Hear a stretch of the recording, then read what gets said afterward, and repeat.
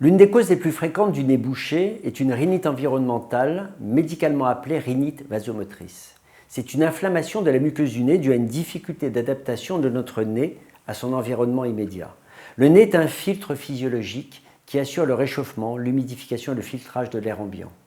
Les particules polluantes de l'air sont filtrées par la muqueuse nasale des cornets.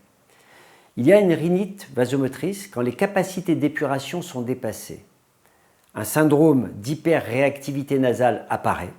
C'est une réaction muqueuse disproportionnée face aux agressions extérieures. La muqueuse s'enflamme et aboutit à une obstruction nasale.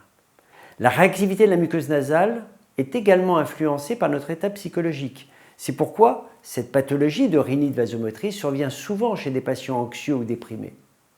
Alors, comment traiter cette rhinite? Tout d'abord, il faut nettoyer son nez avec des lavages simples au sérum physiologique. En cas d'échec, le médecin prescrit des sprays nasaux. Si ces traitements sont insuffisants, on propose aux patients une réduction des cornets inférieurs. Il existe deux techniques courantes de réduction.